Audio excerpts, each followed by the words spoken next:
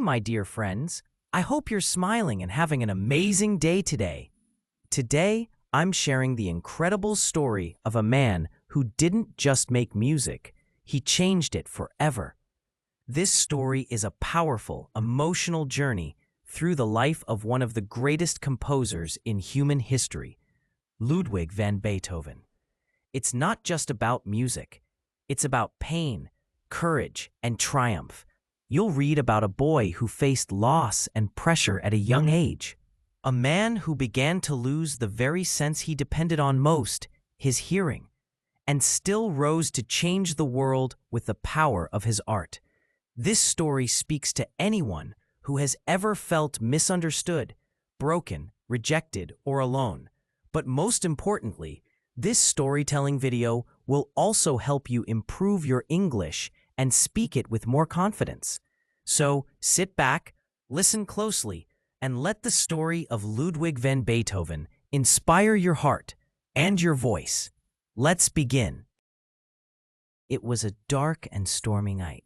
Rain poured from a roiling sky, banging on the window panes like the drums of fate. The wind howled like lost spirits across the cobblestone streets of Bonn. Yet inside a small, glowing room, a young boy named Ludwig sat at a battered piano. The table was lit by a single candle that trembled in its holder. His fingers hovered over the keys like trembling birds before flight. Then he struck the first note, a deep, resonant tone that filled the room and echoed as though the world itself paused to listen. In that moment, something changed. The rain outside seemed to soften. The candlelight flickered not with fear, but with anticipation. With each chord, the boy's spirit shone. Even at the tender age of 7, something within him understood that music was alive. Not just notes on a page, but feelings in motion. He was not simply playing. He was opening a portal where emotion and sound met and revealed the truth of a human heart. That stormy evening became more than a childhood memory. It became the origin story of one of the greatest artists humankind has ever known. Ludwig's first years in Bonn were woven through with both love and hardship. Born into a family where the weight of expectation and the strain of poverty danced hand in hand, he quickly learned that talent alone was not enough. His father, Johann, believed fervently that his son could be the next Mozart. Johann's belief carried passion, but also pressure. Each morning, before the sun had fully risen, young Ludwig sat at the makeshift practice corner, practicing scales on the piano and the violin. His small fingers moved methodically, stretching beyond what preschool hands might manage. At times, the wood of the piano felt rough under his skin. He pressed on until his fingertips burned with weariness, and yet an unspoken promise: he would endure. His brothers came and went. Life in the household was marked by joy and loss. 4 of his siblings did not survive childhood. Each loss left a hush in the house that hung longer than any lullaby. His mother, Maria Magdalena, filled the home with kindness. Her quiet voice patched together broken spirits. She soothed Ludwig after a hard day's practice, stroking his hair and whispering stories to lighten his heart. This warmth became a shelter for the boy who spent hours in disciplined study. It allowed him to dream of music that could heal, too. When Beethoven was only 7, his talent was no longer a secret confined to Bonn. His father, determined to showcase what he believed was a prodigy in their midst, arranged a public concert. Imagine the scene: humble benches arranged in rows, spectators leaning forward, candlelight reflecting off curious eyes. The hush that filled the hall felt sacred. Young Ludwig walked to the piano bench, the wood creaking beneath him. Then, with no announcement, just a soft inhale, he began. The riches of his early years could not buy the depth of his soul that poured into each note. The audience listened, transfixed, and in the back stood Christian Gottlob Neef, Bonn's respected composer and court musician. He recognized something greater than mere skill. After the final chord, when the applause echoed brightly, Neef leaned forward and whispered, "This is not imitation. This is essence." That moment determined everything. Neef became a quiet guide, offering young Ludwig lessons, not only in harmony and counterpoint, but also in how to listen, how to hear the hidden conversation between notes and between performer and listener. It was through Neef's encouragement that Beethoven began to study the works of Bach, Handel, and Mozart. He did not copy them. Instead, he read their scores as though reading a letter from the heart. Each chord progression spoke a message. Music became more than an activity. It became a way to speak without words, to tell stories more powerful than speech could. Beethoven entered his teen years with a seriousness that made him seem older than his age. His study stretched beyond music. He learned literature, languages, mathematics, believing that wisdom in all its shapes would flow into his compositions. Still, the world around him was often unkind. His mother grew thin and weak with illness. Each cough that shook her frail body echoed and wounded the boy who had given her solace with his music. When she died, the house became a temple of grief. Ludwig walked the Rhine River's banks day and night, seeking comfort in the tones of rushing water. He noted how the wind whispered across the surface, how birds soared overhead, calling without words. He learned that beauty and sorrow could exist side by side. That realization found its way into his soul. Yet the wider world began to beckon him. As a teenager, Beethoven journeyed to Vienna with his family. He met Mozart, but only for a few fleeting moments. Some stories say Mozart encouraged him to play, saw the spark in Ludwig's eyes, and knew he would one day be great. That brief encounter lit a fire in Beethoven. Vienna was a world far larger than Bonn, a vibrant city filled with grand music and grander personalities. Copenhagen to the north, Paris to the west. Vienna was the center of everything Beethoven hungered to be part of. And he wasn't content simply to visit. He vowed to return and belong there.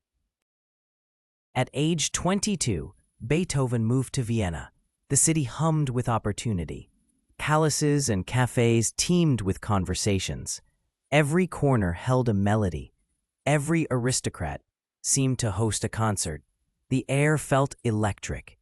Beethoven, tall and intense, did not effortlessly fit into aristocratic society. He often looked disheveled, his wild hair and simple coat marking him more as an artist than a gentleman.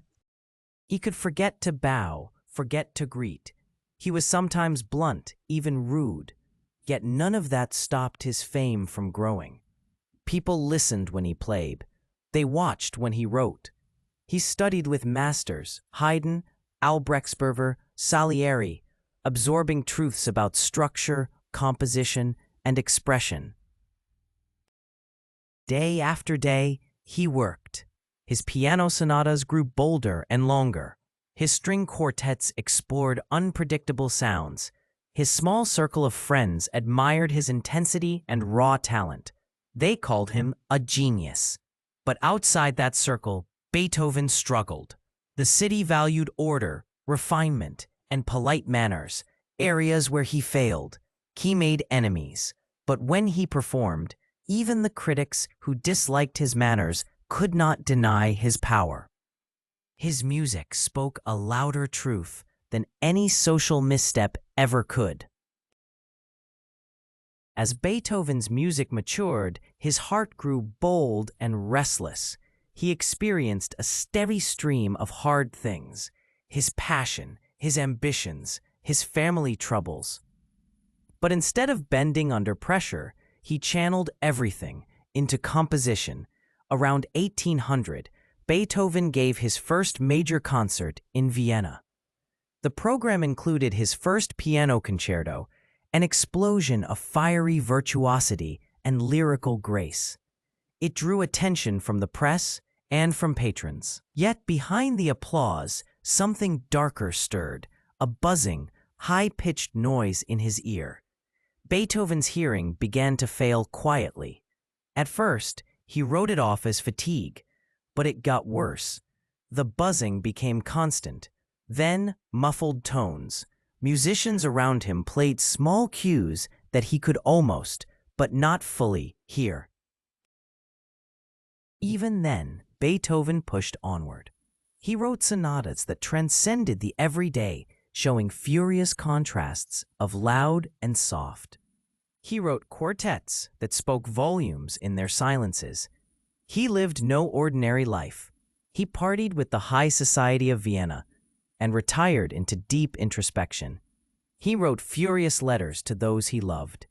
He stormed down the streets, yelled at slow-moving carriages, and broke pens in frustration. He was fire, and new music poured out of him, but inside, the silence crept ever closer. In October 1802, Beethoven fled to the small village of Heiligenstadt, hoping for peace from the pressures of Vienna. In that quiet countryside, he wrote a letter, not simply to a friend, but to future generations. Known now as the Heiligenstadt Testament, it poured out his soul. In it, he confessed how deeply his hearing loss wounded him. He wrote of walking through crowds of people, enduring their laughter and song, and yet feeling forever shut out. He revealed how close he had come to ending his life. But then he wrote something extraordinary, a turning point of resilience. He explained that he would endure to serve his art, to pour out the content of his soul through music. That letter marks a pivotal moment. A man embracing his fate, refusing to be defined by his weakness. The letter ends not in despair, but with decision, conviction, and a declaration that would shape the history of Western music. What followed was music that felt more alive than sound alone. Beethoven's middle period, often called the heroic period, saw the creation of works that sound larger than life itself. The Eroica Symphony thundered onto the scene with its bold, defiant opening. Beethoven's admiration for Napoleon, once a beacon of hope for democratic change, turned to anger when Napoleon crowned himself emperor. In anger, Beethoven tore the title Bonaparte from the score. But the music remained, a shield and a trumpet, celebrating heroism not in a man, but in the human spirit. The Fifth Symphony followed, famous for the four-note motif that seems like fate itself entering the room. The music battles through darkness, erupts in triumph, and finally lets the trumpets and horns shout in victory. The Pastoral Symphony paints a different kind of victory, one of peace, of earth, of birds at dawn. And through it all, Beethoven stood at the piano, not as a distant artist, but as the vessel of powerful emotion. He introduced aggressive rhythms, novel harmonies, bold dissonances, all in service of something deeper than pretty sounds. Beyond music, Beethoven was a man of passion and longing. Letters and notes reveal a heart open to the softest whisper of love, and resilient in heartbreak. He fell in love more than once, but each spark dimmed. None led to marriage. Historians still debate who the immortal beloved was, whether it was young Antony Brentano or Josephine Brunswick or someone else entirely. Beethoven wrote her fevered letters, "My angel, my all, my very self," in which he poured out hope, pain, desire, and humility. But he never could bridge the gap between his inner world and the outer life. The woman remained unnamed, the mystery alive. His romantic hopes, loves lost, and heartache poured into his sonatas. The slow, dreamy opening of the Moonlight Sonata speaks of quiet longing, while the pathetic sonata weeps with tears of sorrow. Through these works, Beethoven communicated emotions too intimate for speech, a confession in sound. Throughout his middle and late periods, Beethoven's deafness became total. By around 1814, he could no longer perform. Daily life became a struggle. He avoided dinner parties because he could not follow conversations. He sat alone at cafes, reading lips. But the world was already slipping away. He wrote in conversation books when he couldn't hear answers. He lived in muted quiet. And yet he composed with more power than ever. In darkness, he found vision. Inside silence, he found voices. The late string quartets contain passages of astonishing complexity, fragility, and cosmic wonder. He explored new territory in harmony, form, and emotional depth. Among these works stands the Ninth Symphony. In its final movement, he broke every musical boundary. He wrote for a choir and solo voices. He set Friedrich Schiller's Ode to Joy to music, a hymn to universal brotherhood. Imagine the moment on May 7th, 1824, when Beethoven raised his hands for the final chord. He could not hear the rising crowd. He only felt the vibrations. The audience stood, overwhelming applause, tears of triumph and recognition. Then a singer gently took his arm, turned him around, revealing the tears of 1,000 hearts. Music had carried him beyond his deafness. Music had carried us all. In the years that followed, Beethoven's health declined steadily. He faced chronic pain, digestive troubles, swelling in his body, intermittent fevers, and recurring melancholy. Yet he wrote perhaps his deepest works, the Diabelli Variations, the massive Missa Solemnis, the late string quartets that sound as though written from another realm. In each note, he faced mortality. He accepted it, and from that acceptance came truth. He spoke about life as a duty. A man can do what he must, and he did. Until his dying day, he carried his pen. He sketched themes. He harmonized chorales. On March 26, 1827, Beethoven died. Vienna wept. Thousands lined the streets for his funeral procession, from his apartment to the cemetery. Mourners fell to their knees as his coffin passed. His music had become their guide through triumph and despair. When the final note faded, humanity felt bereft, as if a great voice in heaven had gone silent. But Beethoven's voice lives on. Beethoven's story resonates with all who face hardship and fear. For young people, the lesson is clear. You may face challenges that seem insurmountable: shyness, illness, anxiety, silence. But each of those things can be turned into fuel for art, fuel for resilience, fuel for belief in yourself. Beethoven turned his deafness into a deeper sense of hearing music in his mind. He turned his heartbreak into songs that speak centuries later. Each of Beethoven's symphonies teaches something: engagement, crisis, peace, rebellion, unity. But none teach more loudly than his life. He was not perfect. He was human, angry, flawed, vulnerable, and yet capable of reaching a greatness beyond his own limitations. Imagine a time when you felt alone, perhaps embarrassed in class or rejected by friends. Imagine Beethoven, with his wild hair and fiery eyes, typing away at a deaf night, pouring everything into a new quartet no one yet understood. He was there, in the silence, staring at a blank page. You are there sometimes too. When you feel fear, listen to Beethoven's Fifth. Hear the first 4 notes, like a heartbeat, Feel the battle. Imagine yourself rising with that triumphant E-flat major. You can. You must. You'll write your own symphony in whatever form you choose. When you feel lonely, press play on the Moonlight Sonata. Let its slow melody wrap around your heart the way Beethoven's feelings wrapped around pipe organ and piano keys. You are understood. You are not alone. When you want to create but think you cannot, remember the Heiligenstadt Testament, where Beethoven said he would live for his art. You might not study notes, but maybe you paint, dream, design, code. Find your own art. Cling to it when things go wrong. Let it carry you. Beethoven's work lives on in concert halls and on headphones, in films and games, in adverts and morning routines.